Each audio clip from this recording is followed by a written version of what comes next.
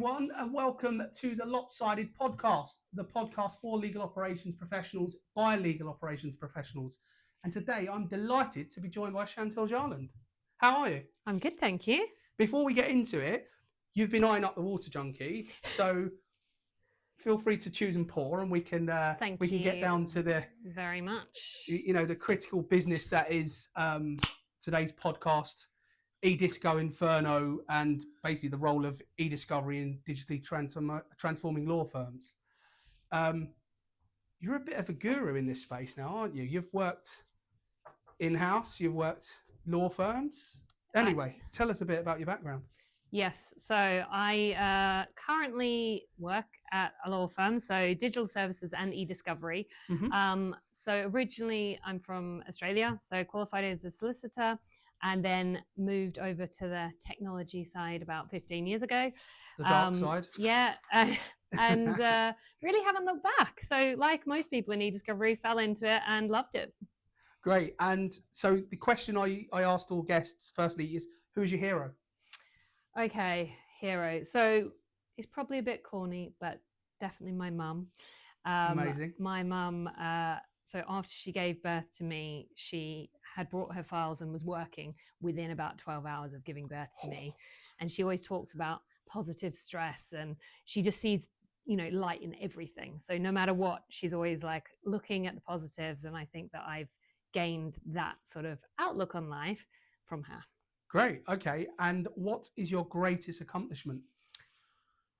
Okay. So outside of the kids, probably public speaking. So recently, over the last couple of years, I've done a few speaking presentations at conferences, and it's something that is not comfortable for me at all. I'm very a naturally shy, quiet person, hate public speaking. And I wouldn't say that I'm good at it, but at least each time I think I get slightly better. Okay. And which song would you sing on a team karaoke night out? So I would most definitely not sing because I have a terrible voice. But if I had to, showing my age, I would go for Gangsta's Paradise by Coolio. Somebody else on the podcast actually said Really? Gangsta's Paradise by Coolio. Well, maybe we should... We could collab. Yeah. We could collab. All right, one more question about you before we get into it. If you could trade this job for any job, what would it be? I would probably say an architect. Okay. I'm quite interested in sustainable living and sort of just creative design, and something I have no experience in and is very foreign to me, but sounds very interesting. Okay. So in terms of e-discovery, it's been around a long time, continuously developing.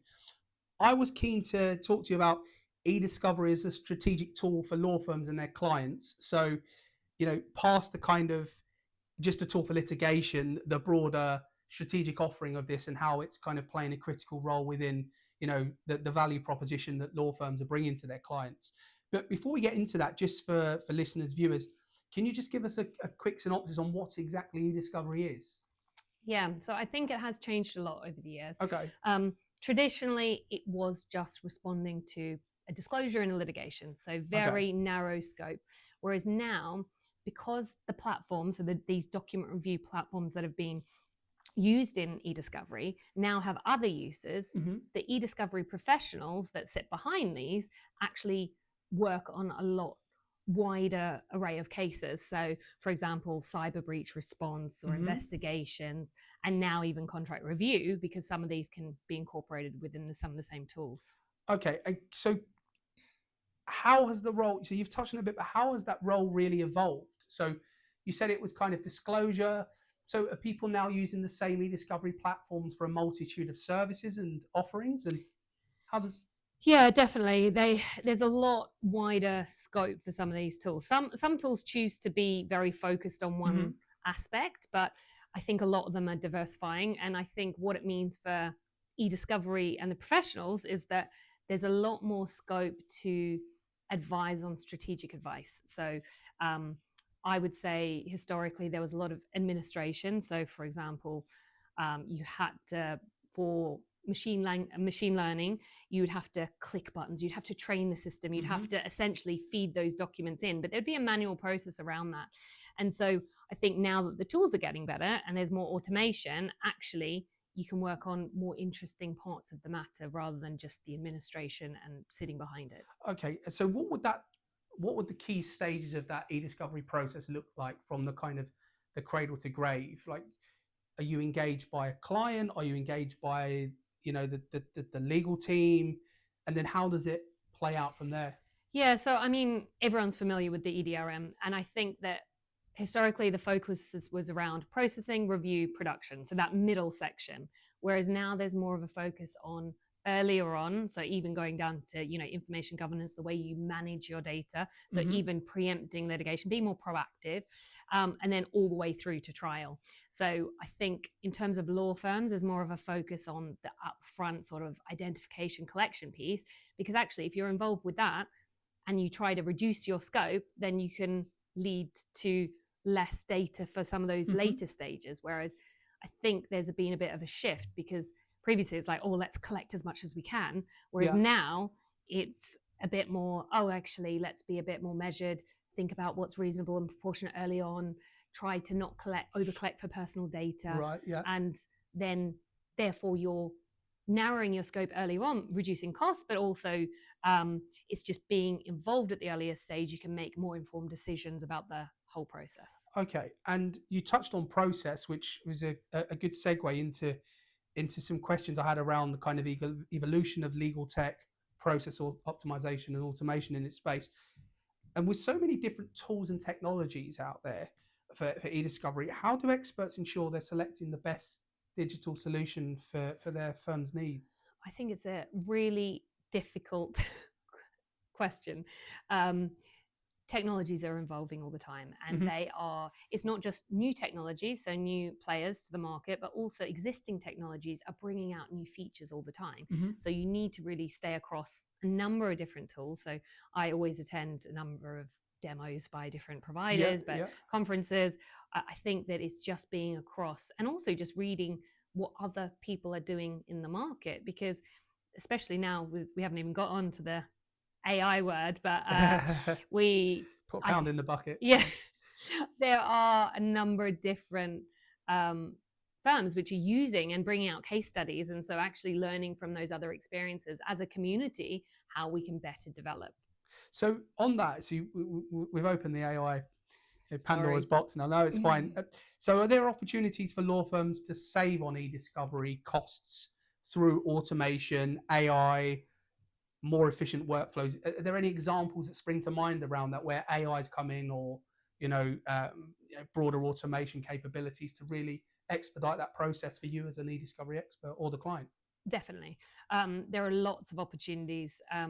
Technology costs always go down over time. That's, we've seen it in so many areas.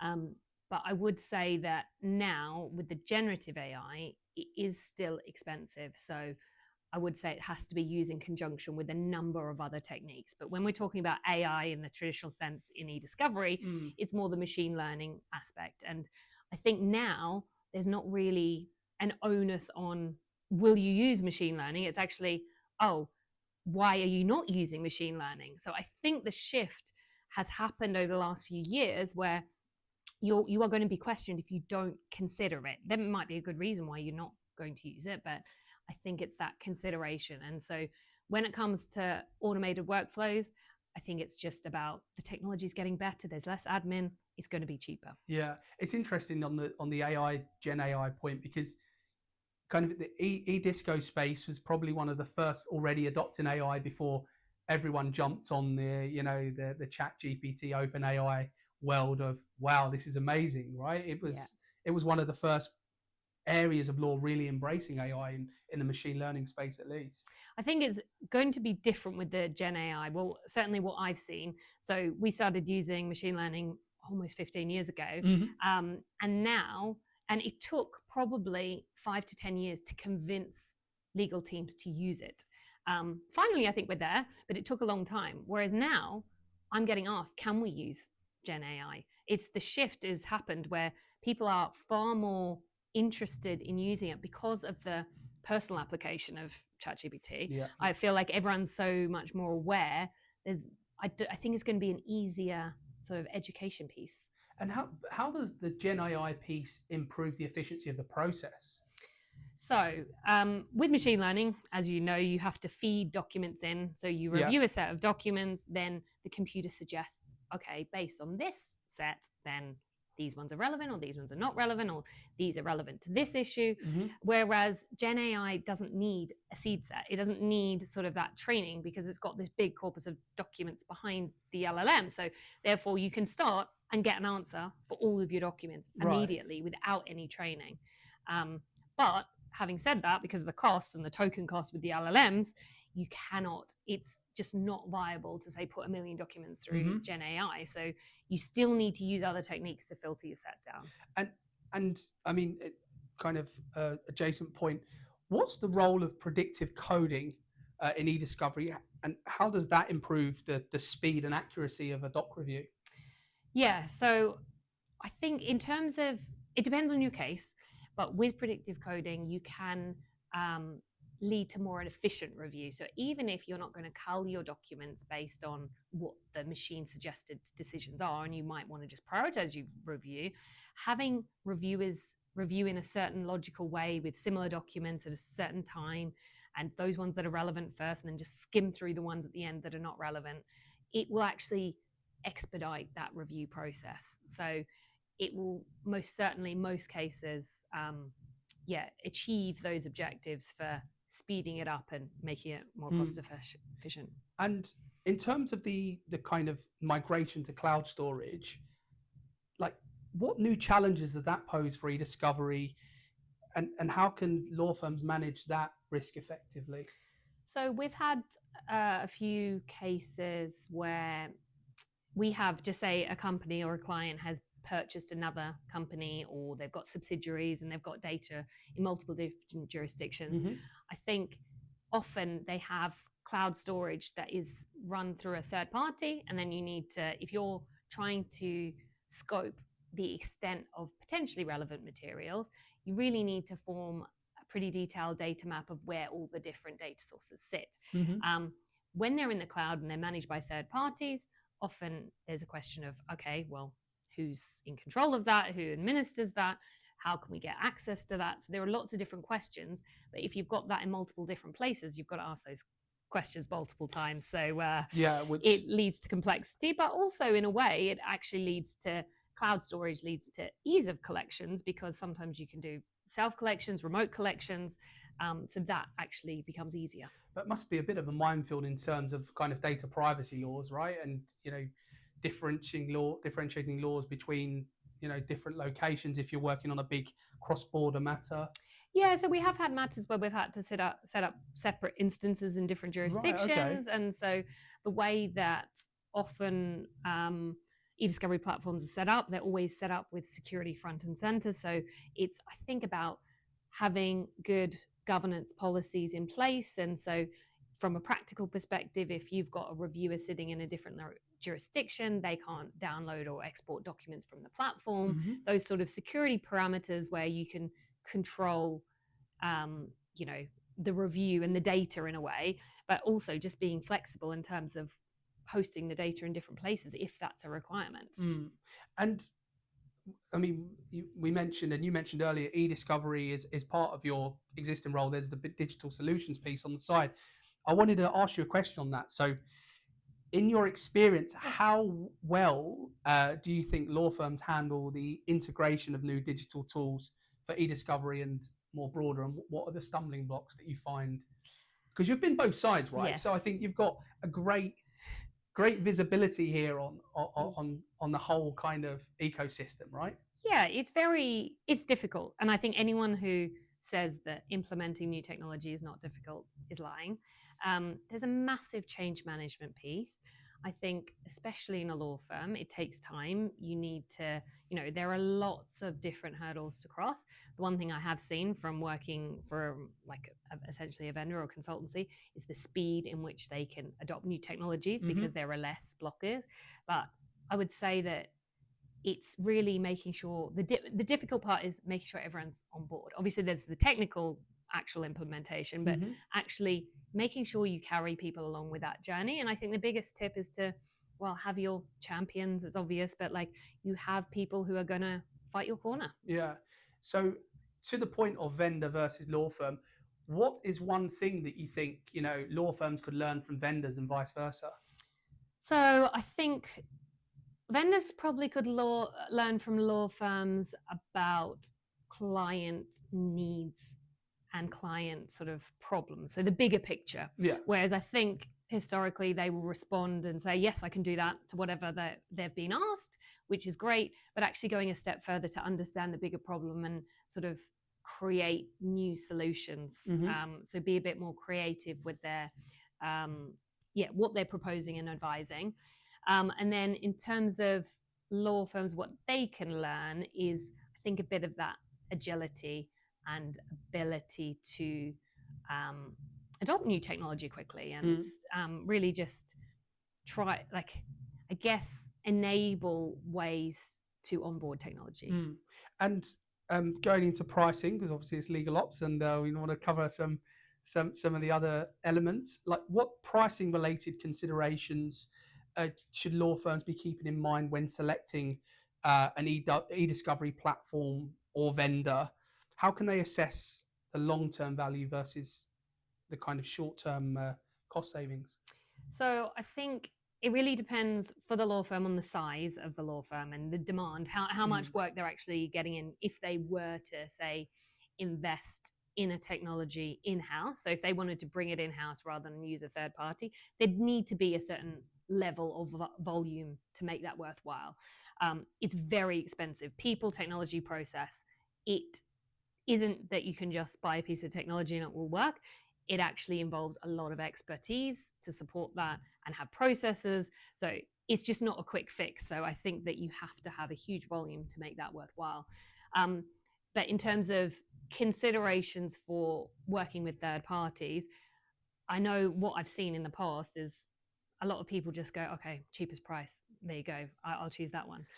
But I would definitely be a little bit wary about going with the cheapest, because what you see on a cost estimate is not necessarily what you see on a final bill. Yeah. And some vendors choose to go quite low on their cost estimates to try to win the work, and then actually the scope changes.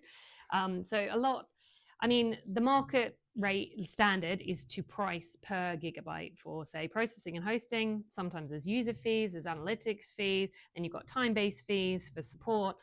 And now, yes, there's an increase to fixed fees, but if you're going with this like baseline model and you're signing up with a third party based on some rates rather than, and that could change depending on the volume or the complexity, there's a big risk there in, that expanding and becoming quite large. Also, I would say that with a more experienced team, you'll get a lot more efficiency with those time-based fees. So what you might be charged 5 hours over here, it might actually take someone 1 hour over here. So I think it's just really experience goes a long way.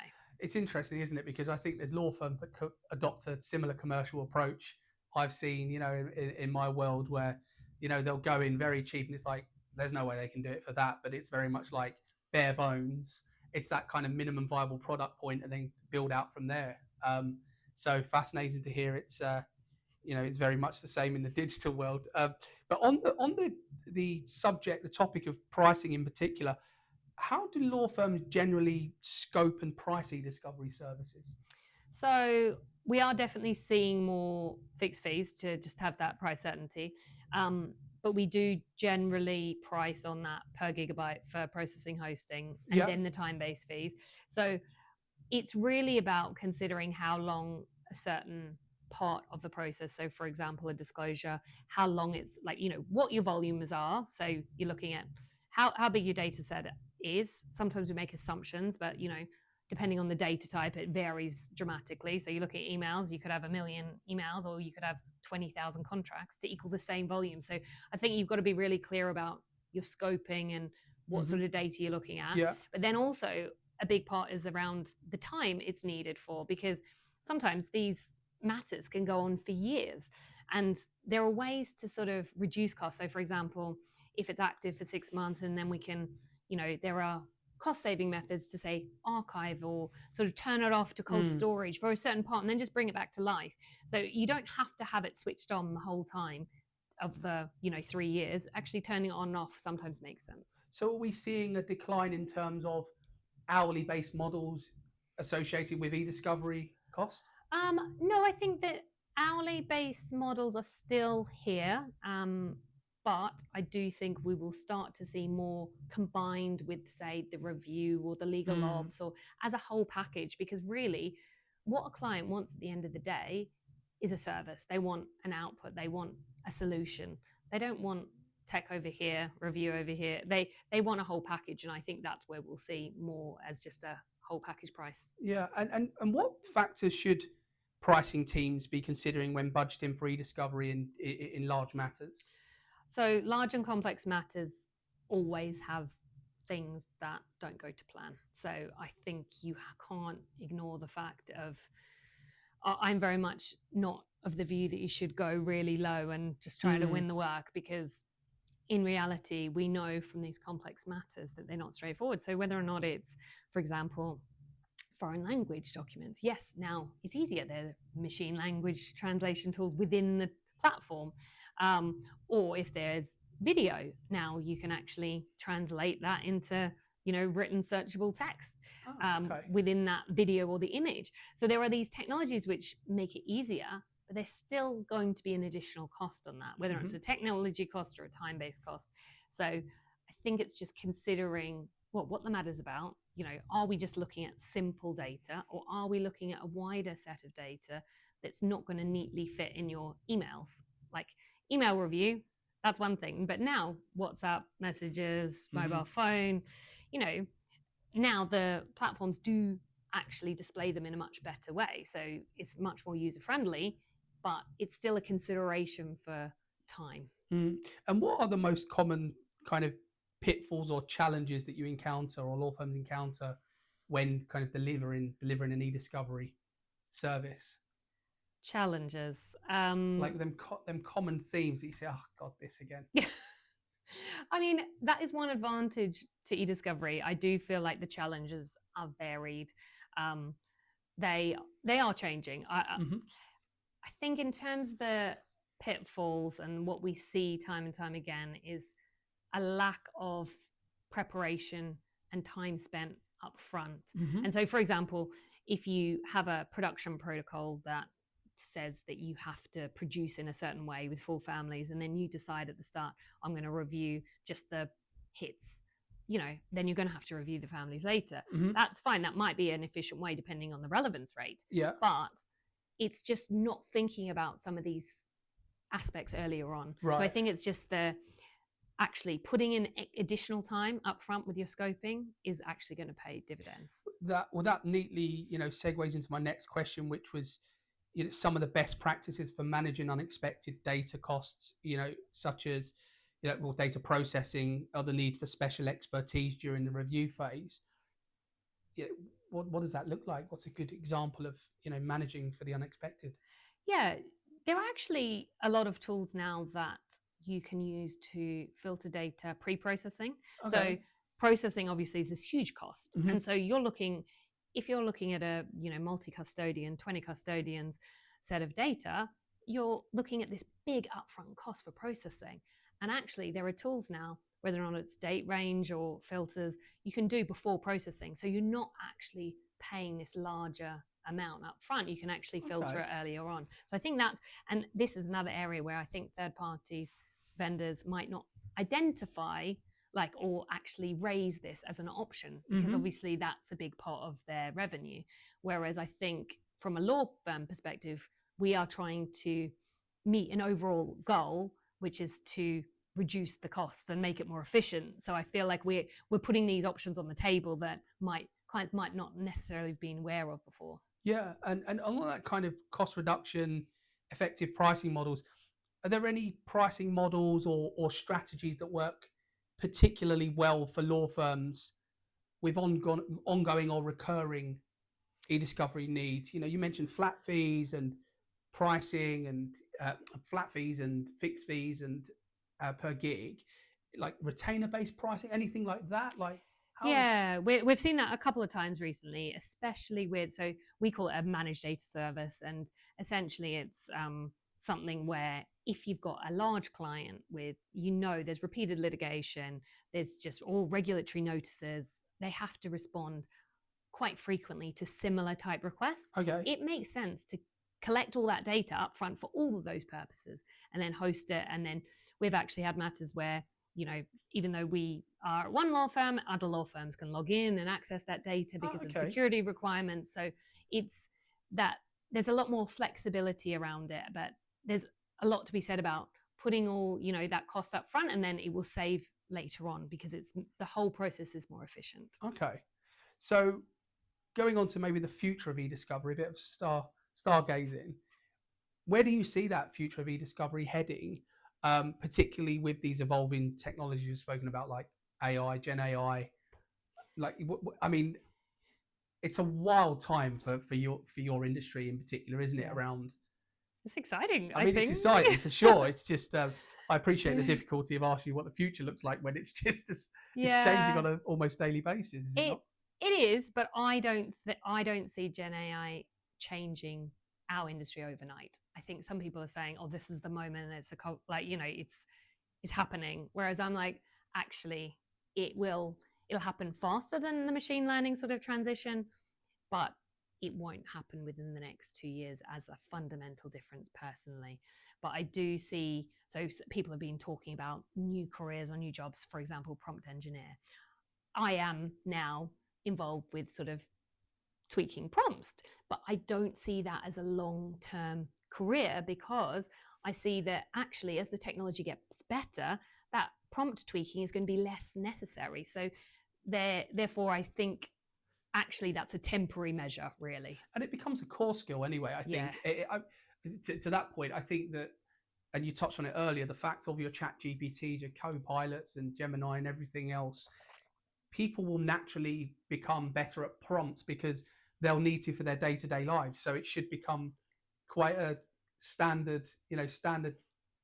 Exactly. I've seen, so I did some testing the other day, the difference between, so what, I asked who was involved, and then I asked what are the names of the people involved versus what are the names of the parties involved, and you get 3 completely different answers. Wow. And so even though you're asking the same things, just asking it in slightly different ways will depend on even the LLM that you're using. Yeah.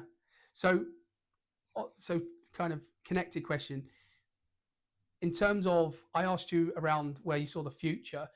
Do you see the role of e-discovery experts evolving and adapting in time with technology, and like in terms of what they do now and what they'll be doing in 2 to 3 years' time? Definitely. Yeah. I think e-discovery people are going to have to look more at the bigger picture and the whole sort of purpose of what they're trying to achieve.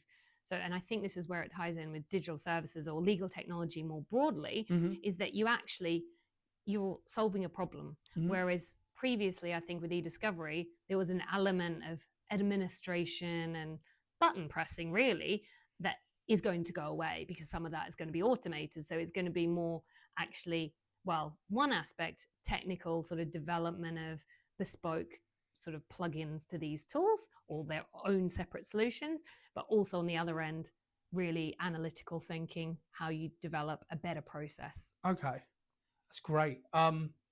So kind of closing points, if a law firm is just starting to implement e-discovery processes, what are the first steps they should be taking? So when you say e-discovery processes, bringing an e-discovery team in-house or actually just... Bringing a team in-house, procuring technology, building the whole entire function. Yeah, okay.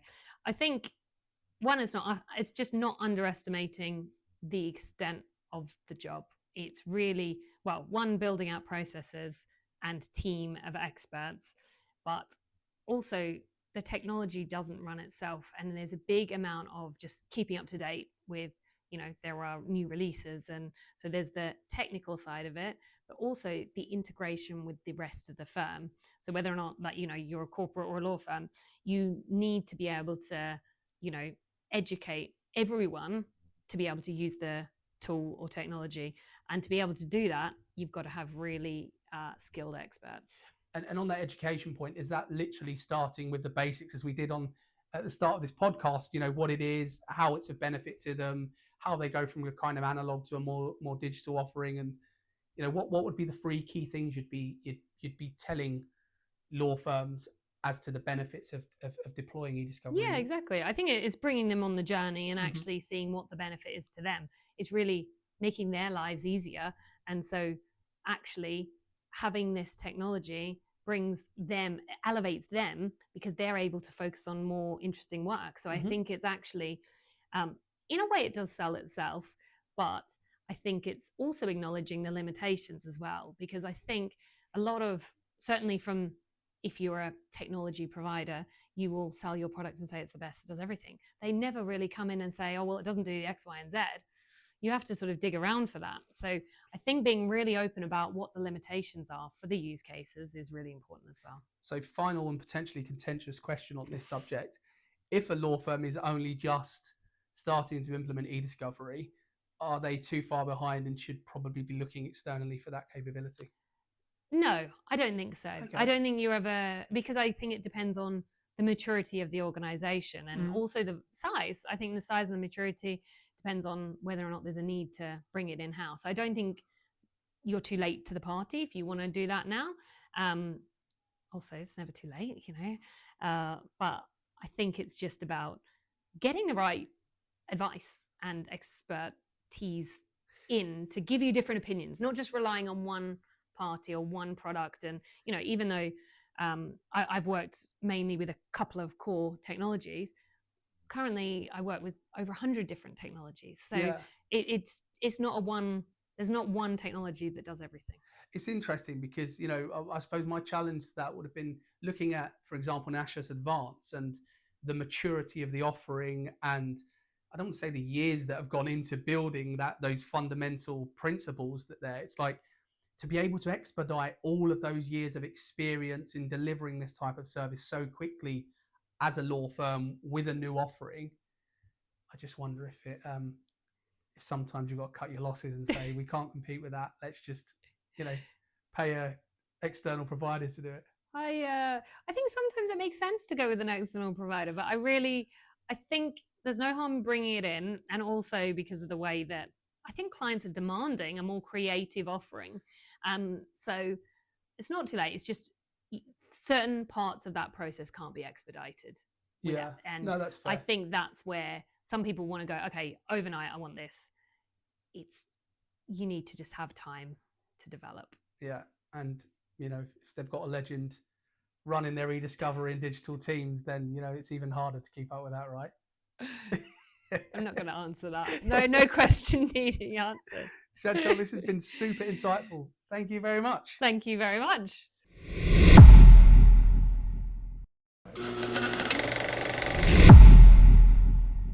Okay, so Chantelle, the next part I always do on the podcast is MythBusters. So this is around separating fact from fiction in terms of things you might hear at conferences, in the hallways, on LinkedIn. And just kind of getting to the bottom of, the truth within those statements. So, having experts in really helps with this. So, we're talking about technology. We spent a lot of money on our budget here. So if you just press this button if you don't agree with the statement, and then I'll ask you why. All right, first question. There is no way to accurately scope the cost of e-discovery expertise. It costs what it costs. Okay. High certainty. I like it. Well, not always, but I do. So it's a little bit geeky, but I do get really excited if I do a cost estimate and then the matter turns out to cost exactly what I predicted. Is that really sad? But that's every pricing person's dream. I know. And it's like, I do think there's an element where, you can predict it. It really depends on the amount of information you have up front. Yes, scope does change, of course. But generally, if you've got, especially a small to mid-sized matter, that is, you will know the costs, and then if you can keep to them, great. Okay. Second one, developments in the GenAI space will further decrease the reliance on humans in first-level doc reviews. Ooh. Oh, okay. So, okay, I need to hear this. In the short term, Not true. Yes, in the long term, I agree with the statement. Right. What define short and long term here? Short term predictability, Chantelle. We need predictability. Yeah, short term within the next year. Wow. Okay, so that's really short term. Okay. Within the next year, there'll be maybe even next 2 years. There'll be a lot of trialing, a lot of testing, some of this GenAI. But from the few studies that I've seen that it's been used on, the cost doesn't really outweigh the sort of cost saving to use technology versus humans. You still need that human level to verify. So you're not saving enough for it to be worthwhile. But sometimes your matter's not about cost. It might be about time. So you're under really huge time pressure. In that case, then I do see it being more beneficial. Okay. And the final question or statement: large contentious matters can no longer be efficiently managed and delivered without e-discovery expertise. True. Absolutely true. That would be Turkey's vote for Christmas, would it not? I wanted to press the button again, but no. No. No. Great. Well, there you have it. Thank you very much. Thank you.